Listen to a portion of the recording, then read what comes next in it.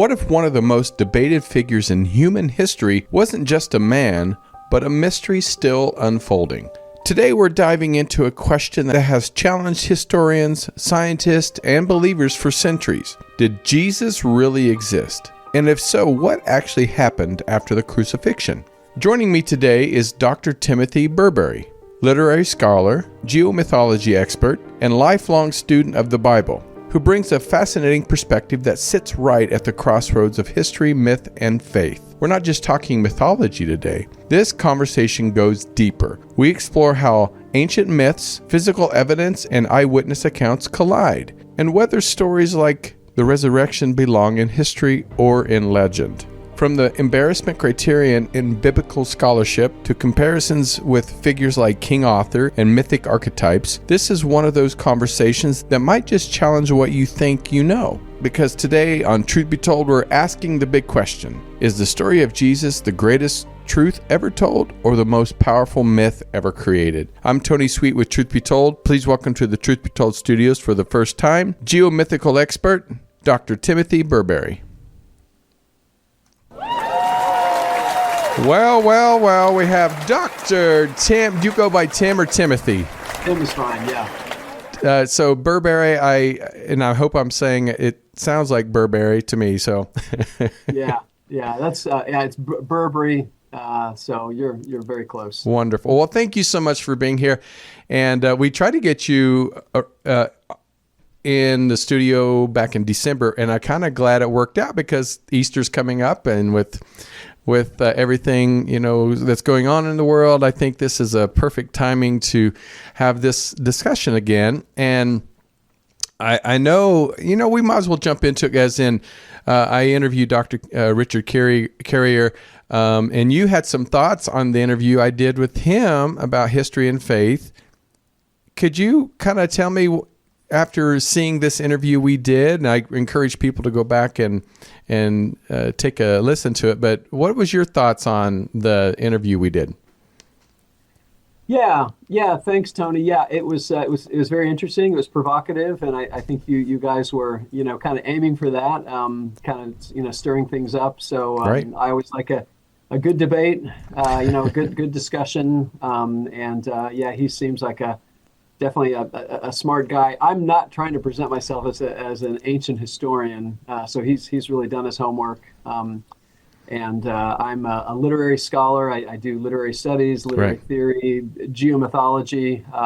Maybe we'll get into that a little bit later, but that's sort of where I'm coming from. But I'm also a lifelong Christian and a student of the Bible, and so I think, just a number of thoughts, some of the stuff that he was raising, I felt like, gosh, this is interesting, but I'd love to just, raise some questions. And heck, I don't know, Richard, if you're out there, watching, this might be of interest, or maybe not. But yeah, I did learn more, and I dipped into Richard's books a little bit, nice. Although I haven't gone that far in them, and I'm always big with my own students on saying, get the counter arguments, find out what other folks are saying, really try to be as fair as you can rather than just getting summaries. But Richard made a number of claims about why, Jesus probably didn't exist. I guess that was kind of my sense. He wasn't saying, absolutely no way, but he was saying the evidence was against it. And yeah, definitely some interesting things in there. But I had some counter thoughts, I guess, that I just wanted to throw out there. And actually, some of our stuff overlaps. He talks about, fascinating about how he does have the criteria for evaluating whether anybody, not just Jesus, but Aristotle or whoever might exist. So that caught my eye because I've done research. I've actually taught a course here at my university called Mything Persons, not missing, but mything. That they are these figures that have kind of a mythic aura, a resonance to them. They've even had an impact on real history, real life, even though they probably didn't exist. And we're talking about people like King Arthur, Robin Hood, Helen of Troy, and figures like that. So it's no easy trick to impact history, even if you're not actually ever in history. So anyway, that was a fun course to teach. But anyway, so I do appreciate that he's approaching this, with rigor, and he's got the sort of the guidelines for deciding whether someone existed. So I could just throw out a few things. I want to hear. I would love to hear Yeah. your thoughts. Yeah. Yeah. Well, one big thing is, and again, he may address this, Richard, again, if you're there, you may address this directly in the book. So I don't know, or the books, plural. But one thing is that both the baptism of Jesus and the crucifixion, these are two events that are really, really well attested by scholars. Take the most conservative, the most liberal, progressive scholar, all across the ranks. Everybody pretty much says, yeah, those things do seem to, attest to a historical Jesus, apart from scholars such as Richard, of course, who are saying, that he didn't exist. But yeah, there's a wide spectrum that say that he did, because these events they're embarrassing. Frankly, they're embarrassing, at least potentially. Now, I think there's a way to understand them within Christianity that makes sense, but especially from the outside. You might remember the story. John the Baptist, he's this fire and brimstone guy. He comes out, he's baptizing everybody from Jerusalem, including the Pharisees. They come out and he kind of lets them have it. So he's sort of the classic, preacher and baptizer. And Jesus comes out, and John is saying, gosh, you really should be baptizing me. But Jesus says, no, go ahead and baptize me. This is a way to fulfill all righteousness.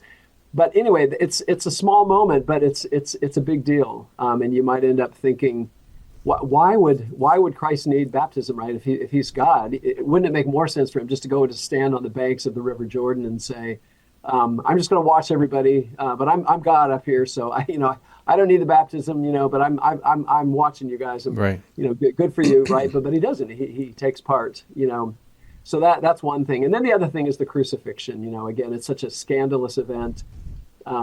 Surely if this guy really is God, he wouldn't go to those lengths. He would let himself. He would not give himself up to be crucified. He would fight back. He would call on his followers. He would call down some angels or something.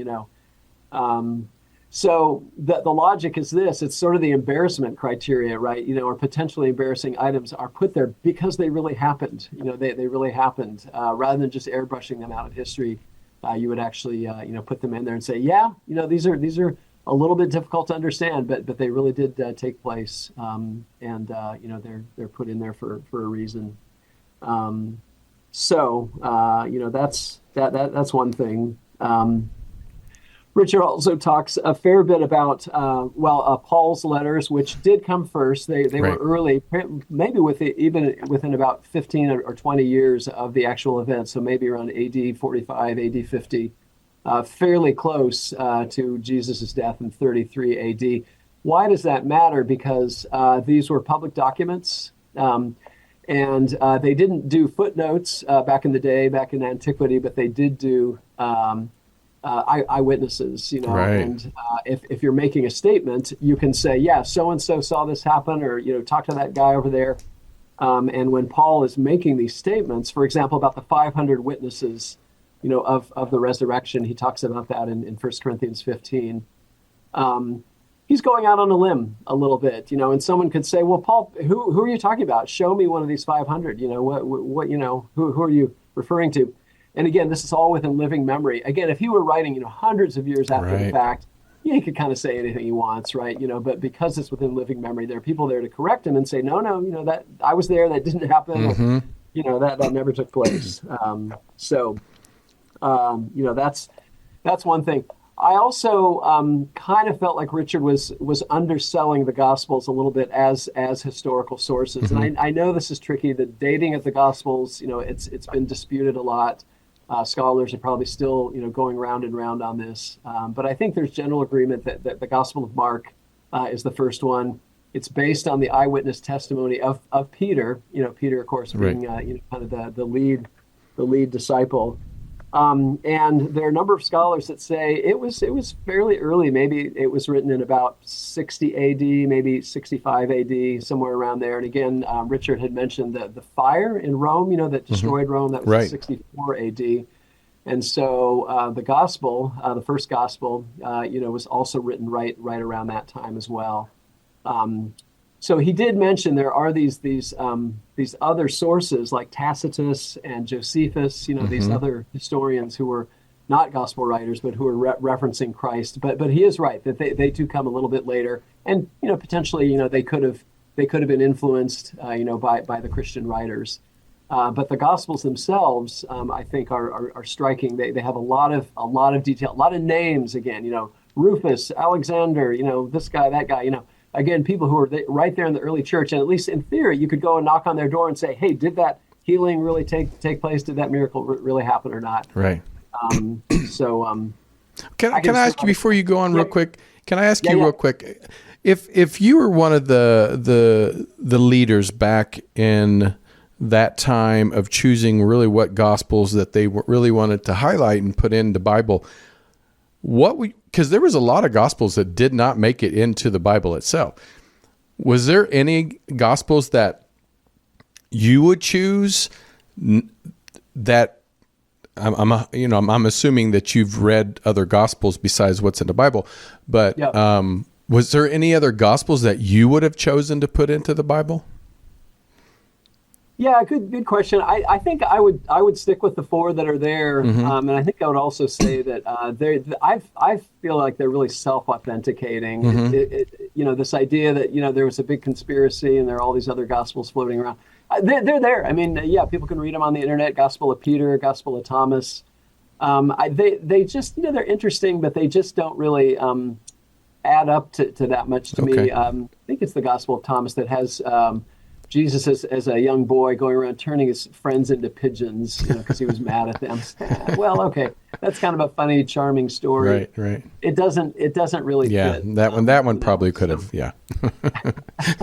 Yeah. So if there are any really compelling, other gospels, and I haven't read a ton of them, but I've read a few of them. And I haven't been, bowled over by them by any means. I think though the four that we got sort of rose to the top, and people said, there really is something kind of special. There's the eyewitness quality too. Peter with Mark, and then Mark's gospel, and then Mark is a source for Matthew and Luke. Luke is a physician. Luke's a hard-headed guy. He's a physician. He's going to go around and get evidence. He's not going to just believe any old thing. In fact, he does say at the beginning of the Gospel of Luke and of Acts, the other book that he wrote, he says, I sifted. I talked to people. I looked at various accounts, and I kind of did my homework that way. So I find that pretty compelling. Okay. I'm sorry to interrupt. I was just curious because I've heard of Book of Judah and Book of Rebecca, and different opportunities to have included some, and I just thought I thought I'd ask to see if you had a chance to take a gander at them, so to see if that no, I think that is, and I think again the best advice I would say to people is go and read them, and see how they are. It's not a big secret. They're on the internet. For sure. They just I don't think they add up to that much, but go ahead. Don't take my word for it. Right. Well, keep going with your points, because like I said, I'm finding this very fascinating. Sure. So another thing, and this is kind of a literary point, but as an English professor, we talk about, what we ask the question, what is a novel? A novel is, usually think of like Moby Dick or 1984, or you can go back a little earlier, back to the novels of Jane Austen, for example. And the belief sometimes is that the novel was invented in maybe around the 18th century in England. And there's something to that theory. But in fact, if you go back into antiquity, there are Greek and Roman novels. These are stories, kind of long, fun, interesting, engaging stories, just like, a modern day novel. Some of them are pretty zany. I haven't read a lot of them, but the ones that I've looked at are kind of out there. But anyway, there's a scholar named G.W. Bowersock, who said he was studying some of these earlier novels, from the Greek and Roman period, and what he found was a number of them had this theme of resurrection in them. This is one of them right here. It's called The Golden Ass. This is the modern day translation. You can see there's the donkey. It's bizarre, very strange. I'm glad they put the donkey on the. Exactly. That's a good way to sell it. But anyway, these novels were written a long time ago, around 30 AD, 40 Wow. AD, 50 AD, 60 AD, and they have the notion of resurrection, and it's almost like a meme, we might say today, like just this kind of crazy idea floating around there. And that's one thing you have to sort of account for is where did they get that idea, and why was it popular right around that time? Again, if Jesus is rising from the dead around 33 AD. You could almost see the wheels turning, not even necessarily that people believed in it at that point, but they thought the idea was intriguing. Like, wow, someone rising from the dead. Like, why would that happen? Now, of course, we are in a Judeo-Christian culture, and so that idea of resurrection, we've got Easter coming up and so on. We're sort of used to that idea, but it was a novel thing. It was an innovation. Probably the best source that I can throw out here is a historian named N.T. Wright, Wright with a W at the beginning. Just a phenomenal scholar. He's published like 50 books or something, just crazy. Super smart guy, but he's got a whole book on the resurrection called The Resurrection of the Son of God. And he taught, this is where I first learned about these resurrection novels.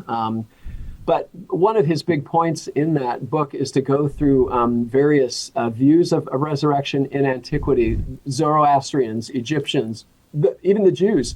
Nobody had this idea of bodily resurrection in this time, right? I mean, even the Jews said, everyone's going to be resurrected at the end of the age, but that's sort of like, way out there. Who knows when that's really going to happen kind of thing, But he was saying, Wright was saying that only with Jesus and the Gospels does this idea of resurrection right now. In fact, this is why there are a number of moments in the Gospels where Jesus will say to his disciples, "Guys, I'm going to die, and I'm going to be raised from the dead," and they don't get it. It just clashes. It's like that's not an idea you're talking about. It just doesn't make sense. So.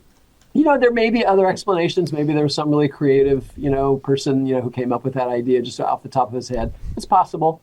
But I think Occam's razor would say, no, there was a historical event. There was a real teaching, from Christ himself. And of course, the event, that we believe as Christians, actually happened and got that kind of into the mainstream. Do you think? And sorry to interrupt again, but do you think the resurrection was the and I'm saying this as this way, but not in disrespect, but a selling point for Christianity? If the resurrection didn't happen, do you think that Jesus wouldn't have had the impact that he has had on the world? Yeah, good thought. I mean, I don't think so. I think the resurrection really is central. There's a great Christian writer, C.S. Lewis. You might have heard of him. But of course. He says to preach the resurrection is to preach to preach Christianity is to preach the resurrection. They go hand in hand. 1 Corinthians 15, Paul says if the resurrection didn't happen, we're kidding ourselves. Right. We're sort of pathetic. So no, I think it's very, very central. One of the points that Richard brought up, it did get me thinking that this is interesting, and he was getting it from Earl Doherty, I believe, is the previous scholar that he was kind of engaging some of his work. But Richard was saying that Paul, often or seldom talks about Jesus's extensive ministry. He doesn't say, he preached to thousands and he healed and he did this and that. He goes right to the resurrection. And it sounds like Richard kind of takes that as a sign that Christ, really didn't have a ministry, that he was sort of this kind of mythic figure or even a celestial figure that was sort of, kind of pulled into history. But what I would say in response is, no, in fact, the resurrection is just, that's the point. That's the central point. And Paul knew, he was a good speaker, he was a good rhetorician. He knew he had to get down to business. Gosh, I've only got 10 minutes, with my present audience, whoever it was he was talking to. You get a lot of these scenes in the book of Acts. He would go right and just cut to the chase and say, we're talking about the resurrection. He does this in Acts 17 when he is speaking, to the Greeks, in Athens. And at least at that point, to your question, Tony, it's not a selling point necessarily. As soon as they hear the word resurrection, the Greeks, at that point in Acts 17, they say, this guy is crazy. Although, actually, I think some of them do say, I think that's not the whole. I think some of them do say, well, maybe we'll hear this guy out a little bit more. But you never hear about a big church being planted in Athens. It's other Greek cities like Thessalonica and so on. So it looks like maybe Paul kind of struck out. But yeah, I don't know if it would be. I mean, again, the novelists like the idea. Wow, this is intriguing. But other people might have been kind of put off. Like, give me a break. The resurrection can't happen. Nobody rises from the dead. Well, even after his rise, Mary Magdalene, his disciples, many of them didn't recognize him. I think even Mary Magdalene thought he was a gardener at first, and I was curious to see why he did not come back where they immediately recognized him. Was it his teaching that they recognized, or was it his, it didn't sound like the physical aspect of him, the look of him was there. So what is your thoughts on that? Yeah, I think my sense is that what he was really trying to do was to show that the resurrection is really it's a transformation. It's not just resuscitation. It's not just he laid in the grave for a few days and then he sort of got his energy back and was able to get it. No, it's a in fact, the analogy I've heard is maybe seeing someone you knew in high school maybe 20 years ago, and and you still have their yearbook picture, and then you see him at a reunion. It's like, wow, I think that's the guy, but I'm not absolutely certain, So there's something changed, and yeah, we do have these accounts, the road to Emmaus and Luke, where the two figures are walking. They don't recognize him initially, or as you say, Mary thinks he's the gardener, and I think this is one of N.T. Wright's big points, that resurrection really is it's transformation. It's the same body, but different.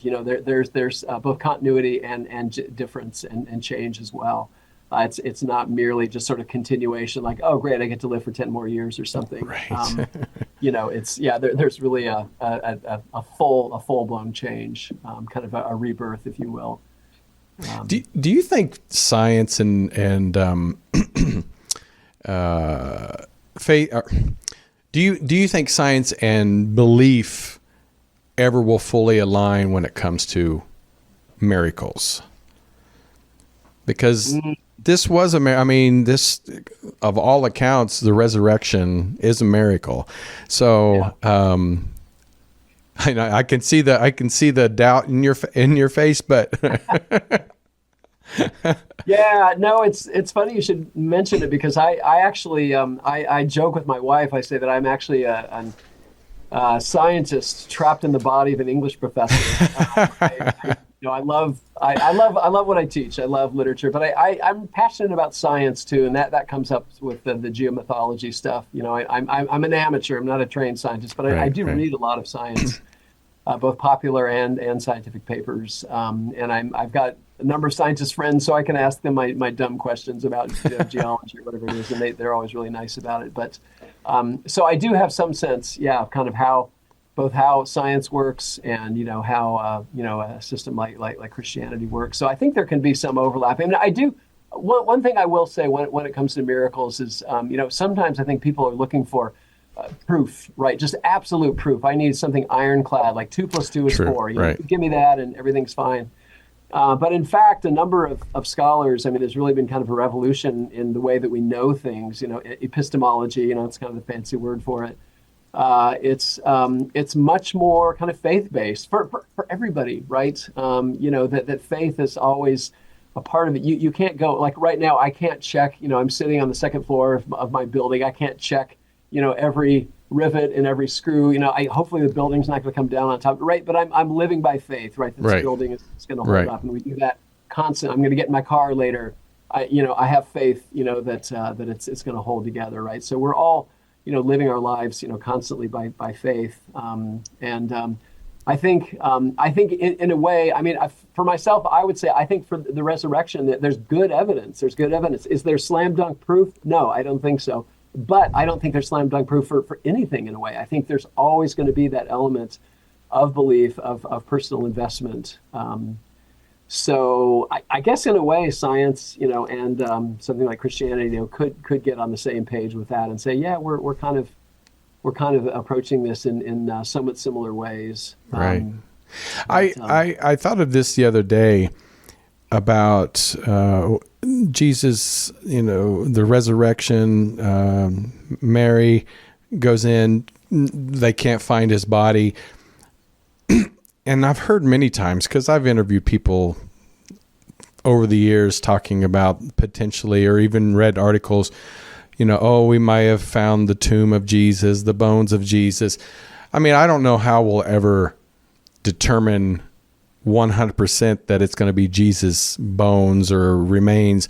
But if they do find his remains, would that change history? Would it take away from the belief that he rose again? Yeah, I think it would. I think that'd be curtains for the faith. That'd be the end. Yeah, you have to have the resurrection. Yeah. I mean, people have sort of the idea of resurrection, rebirth, renewal, and right. that's always a good thing. But yeah, in terms of the actual faith, I go back to Paul, 1 Corinthians 15, saying if this didn't actually happen, if there isn't, physical evidence, then we're just sort of, we're really to be pitied, more than anybody else. So I sometimes think about that too. Yeah, because I'm fascinated by archaeology, and I love it. Bones, tombs, this and that and the other, and I wonder, but they never have, and so this is just, if I can just throw this in quickly. Please. With N.T. Wright, going back to him, he has this interesting formula in terms of talking about the resurrection. He says, as far as we know, the tomb is empty. The body was gone. Now you could say, well, body snatchers, right? Maybe some people came along and took the body, maybe. But there are these grave clothes that are there. They're left there, and why would you strip someone naked and neatly, leave the grave clothes there? It just might be sort of odd. And what would be the motive exactly? I guess maybe to go out and bury the body or something, and then produce it later. But yeah, it just doesn't follow. But anyway. So empty tomb plus the appearances, those are the things. He says that not only is the tomb empty, but you also have people, Paul, Peter, even James. James is the real kicker for me. I don't know if do you have siblings? I'm the baby of 4, yes. Oh my gosh, me too. Yeah. Oh, hey, we're the best. Yeah, oh, absolutely. Yeah, wow, yeah. So I have 3 older sisters, and I mean, for any of the 4 of us, and maybe you feel this way. I mean, you love your siblings, but to think this person is God, right? Are you kidding? Right. I would never. If my siblings said I'm the son or daughter of God, I mean, I'd be like, okay, you're daughter, but you're not the God itself. Yes, I'd be crazy, but yeah. But James, tradition has it that he was the brother of Jesus, and he didn't believe in him initially. He was a later convert to the faith, but you could see for a while he'd be like, "I'm his brother," come on, he can't be God. But later he does have, we believe, this encounter with the risen Christ. Right. And anyway, it's sort of subjective and objective. The 2 poles of experience put together. N.T. Wright talks about this and says, if you just have empty body could be the empty tomb could be body snatchers. If you just have the appearances that people seeing him, but the body's still there, you would say, you're just trying to cheer yourself up, but the body's still there. I can show you, it's right over there. I understand why you want him to come back. Certainly that would be the impulse. But to have, that's his formula. Is the appearances plus the empty tomb. So yeah. Anyway. Well, from a geomythology angle, when you apply this to ancient stories, what would be the first thing you would look at for in the physical world? Yeah, well, again, geomythology relies so much on things like bones, things that are left over, artifacts, artifacts, archaeological objects, some kind of physical remnant, because geomythology is really premised on eyewitness events, right? That someone actually saw something happen, and we have proof of it. It's not just sort of an after the fact, oh, here's my imagination, concocting something. So we're really looking for that. So that's why I'm a stickler, for hard evidence. And if there isn't hard evidence, then that's going to be a question, for me. The one way that geomythology and Christianity could overlap. I mean, it's tricky because the biblical stuff. The Bible is always pushing towards belief and faith. Mm-hmm.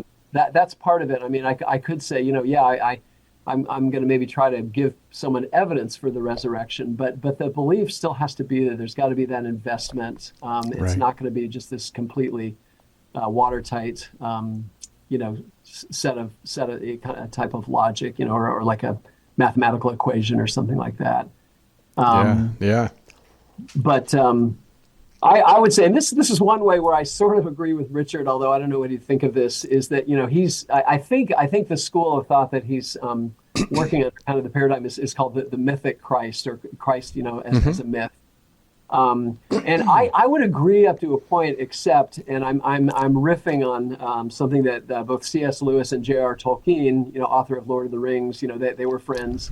And in fact, Lewis was raised in the church, and then he came back later, partly because of Tolkien, and they had a long talk about this one night.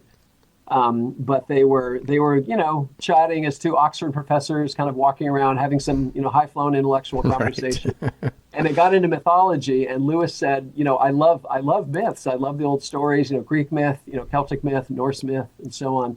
But none of these are true, right? I mean, there's just all these stories, but we never have seen Zeus. We've never seen Loki, or right. whoever show up, right? These things are bogus, and Tolkien said, let's talk about that. And Tolkien actually made this interesting point. He said, actually, those myths, they all contain, there's a little bit of truth, and they are pointing to what he called the true myth. The true myth. Christianity is the true myth. And usually it's like, wait a minute, true and myth, those two words don't even go in the same sentence or paragraph, right? A myth is something that's untrue, it's bogus, right. It's fake, it's spurious, but to put true myth together is really interesting. And he argued that Christ, actually, if you look at him in the Gospels, he's like a mythic figure in some ways. He is.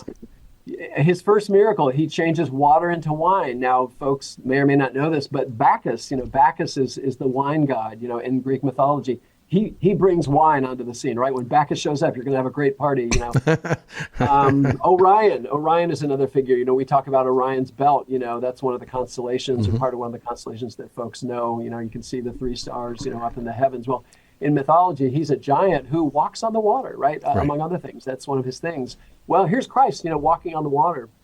But again, Tolkien would follow that up because he was a staunch Catholic, and he would say, yeah, there are these mythic elements to Christ's life, and he really existed. He really is historical. But in other words, it's not like as soon as you say he's historical that all the mythic stuff kind of drops off. Like, whew, great, we don't have to worry about that anymore. It's like, no, there's still that resonance, that pungency, of a great myth. And yet here he is. It's that guy right over there, Jesus of Nazareth. You can talk to him. You can have a conversation with him. So true myth, that's kind of what got me. When I first came across geomythology, it was about 15 years ago, and it's just been a blast to teach my students. Oh, in fact, I have props. Oh, I love props. Yeah, props. So here's the Cyclops. Okay, the guy with the one. I was going to bring him up shortly, so I'm glad you're showing him. Yeah. And then the Griffin is another one. I can talk about the Griffin in a sec.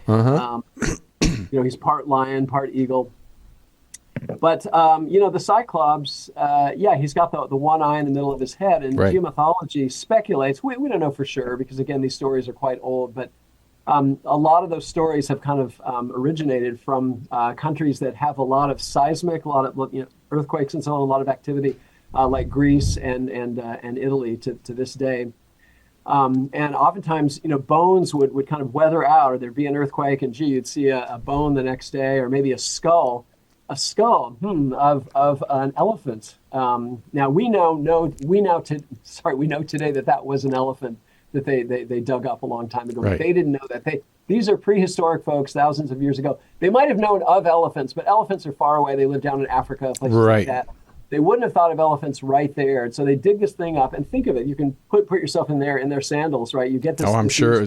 There's a big hole in the middle. The actual eye sockets are way around the side. If you've ever seen one of the skulls of a woolly mammoth or a mastodon, it's way around the side. And you can see why they might think, gee, it looks like some kind of a giant man, and so that's maybe where the story came from. The other thing, one other prop. This is my mammoth Oh, look at him. Yeah, he's sort of cute guy. What's interesting about these guys, though, if you look at their bone structure, you can't see it here, but their bodies are very, very similar to human bodies. Rib cages, Really? femurs, Oh, so they, thigh wow. bones, shoulder blades, very much like a human being. So again, if you didn't quite know what you were digging up, you might say, "Wow, this is some kind of a large, sort of humanoid, kind of man." So that's maybe where figures like the Cyclops and other giant stories came from. That's pretty fascinating. I'm glad you brought that up, because I was going to ask, if we compare these myths, such as the Cyclops and the dragons and, all these mythical creatures we've heard about in fairy tales and, The Hobbit and all this stuff, compared to the resurrection story, what kind of real world elements would we examine in this situation? Yeah. And again, I think I realized I was probably a little unclear, but yeah, with the resurrection, there's nothing there, right? There are no bones. And so it's different from a geomyth story. Right, because we don't have that. Either that Christ, I don't know, that someone snatched the body, or that he really did rise from the dead bodily, and, he ascended into heaven. That's what I believe as a Christian. But I think what you could look at, though, again, the eyewitness stuff that is there. Think about the grave clothes are very interesting. Right. There's a writer named John Stott. This is his book, Basic Christianity, and he talks about the resurrection. He's got a fascinating reading. It's almost like a quantum reading. I'm calling it that. He doesn't use that phrase, but sort of a quantum mechanics reading of the grave clothes. When you mentioned Mary earlier, and John and Peter and the others, they first stick their heads into the tomb. The grave clothes are they're not folded up. They're laid out. They're just laid out. It's almost like Christ just kind of vaporized. He didn't kind of wrestle and kind of take it off over his head. Like you might do if you were just reviving. It's like he just he went through. This is sort of the quantum effect, like going through a wall. He went through that material, and he had this new kind of body, a physical body, but with new kind of properties. Where he could walk through walls and so on.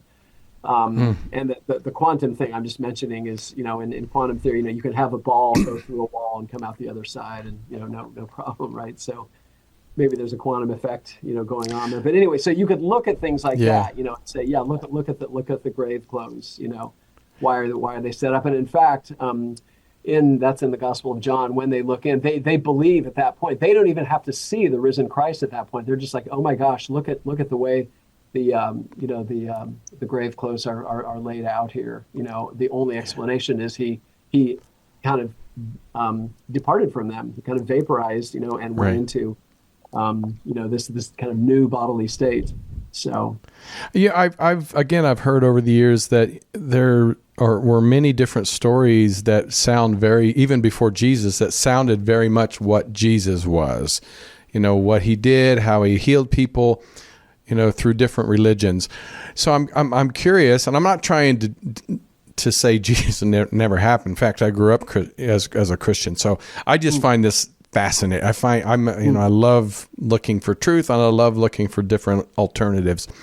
But people say, okay, we don't have the bones. We've heard through Peter, we've heard James, we've heard through many different testimonies. But, I've heard people say something about Sasquatch, Bigfoot. I've heard people talk about, I saw a dragon. Native Americans talked about UFOs, but we don't have any physical evidence. But many Christians will say, well, those don't exist. Those are not real. I think UFOs are becoming a little more open for debate now. But how do we approach saying, oh, Jesus is real, when we don't have any evidence other than eyewitness, where eyewitness for these other things have been, the last 20, 30 years, and we say, oh, they're not real. So how do you talk to people in that realm? Yeah, I want to believe in Bigfoot, man. Me too. I wish. Oh my gosh, yeah, I am. Yeah. My wife and I are both from the West Coast originally. Oh, so you've heard a lot about this. Oh my gosh, yeah. So I'm there. I wanna believe, but even we live in West Virginia, which is just right next to Ohio, and I think there have been some big. They have been, yeah. So yeah, Yeah, I think, at the end of the day, I think I would still look at, just the Gospels themselves, Yeah. are pretty extensive. There's a lot of, a lot of, again, maybe not slam dunk proof in those, but like, why would people be, engaged in this elaborate conspiracy, Yeah. Yeah. to write these things, even to the point of, getting harassed, even, being put to death. Some of them, surely they would say, okay, forget it, just kidding, once they were, thrust into the fire or thrown to the lions or whatever, they would just say, "No, just kidding, I really didn't mean it, but none of them say that.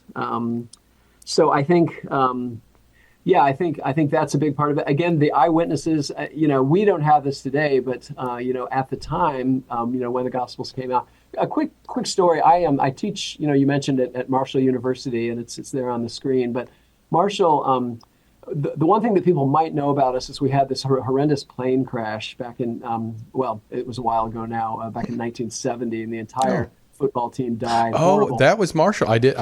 I remember it. I just didn't remember the university. Wow. Yeah. Yeah, and there's a terrific movie. It's called We Are Marshall. It's Matthew McConaughey. Great movie. Great feel-good movie if you want to, have just a fun sports movie. But it does get into the crash and near the beginning. But it's mainly about the team kind of rebuilding after that point. Anyway, what I'm getting at is that event happens, 1970. So what is that? 56 years ago.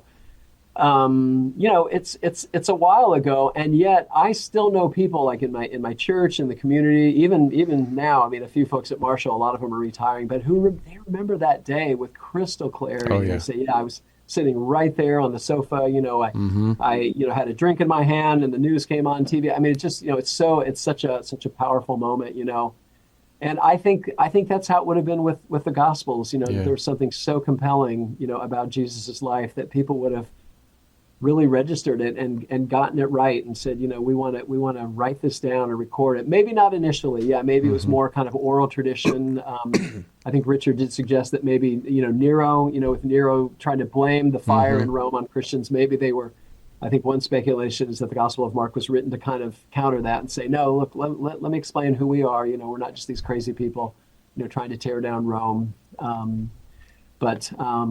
I would just say, so the eyewitnesses, anyway, the point is you could go and talk to those people, at that point. Now, again, we can't do that today, but I think my sense is, if you really wanted to get a conspiracy going about anything, whether it's Bigfoot or, you name it, I think you could pull it off for a while, but I think it would be really, really hard to get it going, to the point that it encompasses, almost 2 billion with a B, people around the world today. Maybe it's a mass hallucination. Maybe we're all kidding ourselves, but I don't know. I just think it would break down sooner than that. The other thing too, again, is this idea of resurrection. Where does that come from? This distinctive kind of mutation on the idea of resurrection. It's not Egyptian. It's not Greek. Right. It's not even from Judaism specifically. It's something new in the era. How does that happen? Again, maybe there was some master, writer, myth maker, who sort of came up with it. But if so, who was that? Where's the evidence? Kind of show me the money. I have to say that, now that I think about it, I mean, I'd love to hear people's comments. If there was a religion or an ancient civilization that did talk about resurrection, but I don't remember anyone. And you would think if anybody would be the Egyptians, because of how they looked at their pharaohs as gods. So I'm curious to hear that. I can't recommend N.T. Wright's book enough. It's called The Resurrection of the Son of God. He very systematically goes through all of those. If you're curious, what did the Zoroastrians think? What about the Egyptians? What about this Greek? And a lot of them, did have this notion of kind of life after death, but it was always something kind of shadowy. Or right. It wasn't this full blown, kind of I'm being reborn in kind of in this this new way. It was maybe more along the lines of kind of resuscitation or. Sort of a shadowy existence. As we know, and I mean, I don't know how old you are, but I was born in 1969, so I'm 56 this year. So wow, yeah, great. I do remember, I wasn't alive then, but when Orson Welles and the War of the Worlds, everybody panicked. Through the histories, a magician or someone that had the ability to read minds or psychics could, make an impact on a community. Like Jesus did a worldwide impact versus smaller impacts. But if Jesus showed up today and he turned water into wine, or try to walk across water, or we have David Blaine who, levitates, and all these different mind readers. I'm trying to think of the name of it, but people magicians that are very intensely popular. How would Jesus present himself now to even make a believer out of anyone? It would baffle me, because with social media, I'm thinking, how would he, for his second coming, how would he even present himself? He'd have to be like in the sky, floating and unmistakable. What is your thoughts on that? Yeah. When people say, well, it didn't really happen, or you get comments right away like, oh, this is fake. Right. Something, but one thing I think it is worth noting is that God really is, I believe, is into free will, right? He's not going to just compel. And so the miracles are actually called signs. They're called signs in the Gospel of John. They aren't. Actually go back to Christ's temptation, right? When one of the temptations is Satan says, look, I'll take you to the top of the temple and you can just jump off. Mm-hmm. I mean, why didn't he do that, right? That would just, that would be unmistakable in front of everybody. Thousands of people see it. They're down there, below in the square. He jumps off.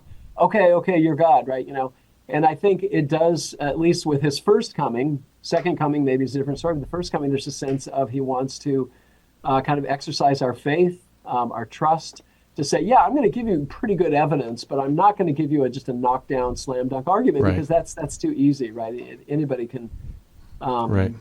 Yeah, that's why I think there always is going to be a little bit of a gap. There are some Christian writers who would say, no, I can prove it to you 100%. No, I think there's always going to be a gap. But I think that's true of all knowledge. In fact, if I could just quickly, Please. Have you had anyone talk about Gödel on the show, Kurt Gödel? He was friends with Einstein. He was a 20th century guy. Wow. Godel. I'll have to look him up. With an umlaut. Super smart guy, pretty eccentric also. But he came up with what he calls the incompleteness theorem. And he says that even in the most hardcore science, math proofs, etc., there are always going to be loose ends. There's always things that you have to take on faith. For example, take Euclid's geometry, right? It's a good solid geometrical system. It was used for a long time. Right.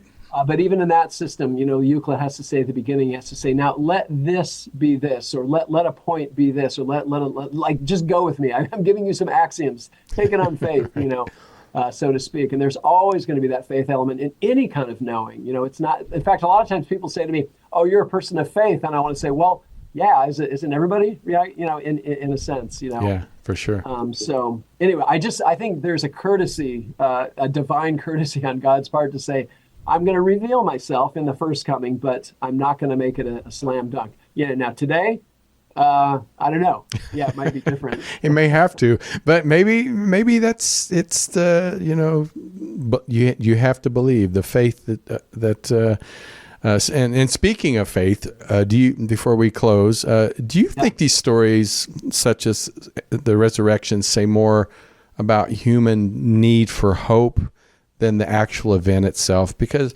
it doesn't seem to matter who you are, where you're from, what religion. We're always looking for why we're here, for something bigger than ourselves. So do you feel like these stories that we hear in the Bible and events in the Bible and other religions are more about the human need for hope?